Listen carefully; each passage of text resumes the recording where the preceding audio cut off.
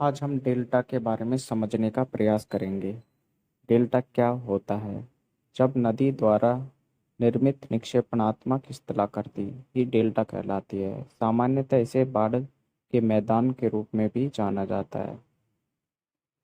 जब नदी अपने आधार तल को प्राप्त करने वाली होती है तो इसके वेग में अत्यंत कमी आ जाती है और अवसादों की मात्रा बढ़ने से नदी अपने मार्ग में ही निक्षेपण करना प्रारंभ कर देती है। ऐसी स्थिति में नदी का प्रवाह बाधित हो जाता है और नदी कई वितरिकाओं में परिवर्तित हो जाती है और इस प्रकार डेल्टा की स्थलाकृति का निर्माण होता है।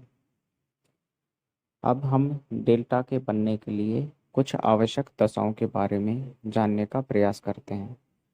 डेल्टा के बनने के लिए विस्तृत सागरीय तट होना चाहिए ताकि नदी निक्षेपण का कार्य बड़ी मात्रा में कर सके। इसके साथ ही नदी का आकार और आयतन अधिक हो और लंबी नदी हो ताकि पर्याप्त मात्रा में अवसाद लाए। मुहाने के पास नदी का वेग अत्यंत कम हो जिससे नदी के अवसाद सागर की ओर निक्षेपण होता रहे और बाधा उत्पन्न न हो।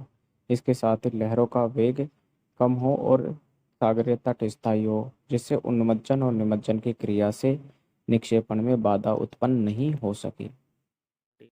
डेल्टा के आकार और आकृति को प्रभावित करने वाले कारक। नदी नदी में भार और वेग के कारण विभिन्न प्रकार के डेल्टा का निर्माण होता है, जैसे वृद्धिशील डेल्टा। इसी प्रकार दूसरे कारक के रूप में सागरीय तरंगे, ये नदी के मुहाने से अवसादों को हटा देती है और सागरीय तट के पास निक्षेपित कर देती है। इससे सूक्ष्म आकार में एस्चुरी का निर्माण भी होता है और लैगून और झीलें भी बन जाती हैं।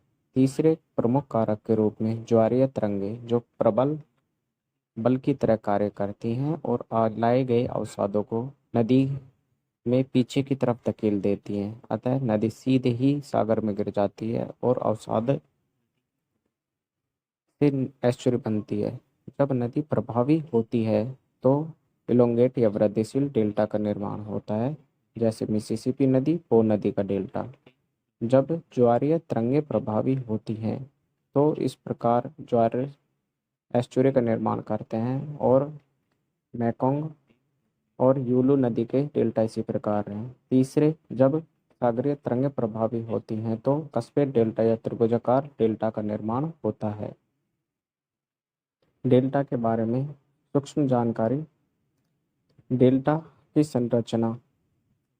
डेल्टा में नवीन अवसाद सबसे ऊपर तथा पुराने अवसाद सबसे निचली परत में पाए जाते हैं। अर्थात डेल्टा में निक्षेपण क्रमिक रूप से निचली परत से उपली परत की ओर होता है। त्रिभुजाकार डेल्टा, जो ज्वारीय तरंगों के प्रभावी होने से बनता है, इसमें ज्वारीय तरंगे सागरीय तट के समीप निक्षेपण करना प्रारंभ कर देती हैं।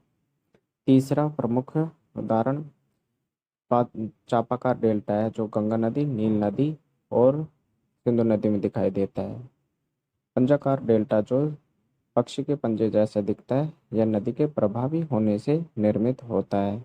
इसमें वितरिकाएं कुछ मुख्य शाखा के साथ ही आगे बढ़ती हैं और सागर में अधिक गहराई तक समा जाती हैं। Please subscribe my channel.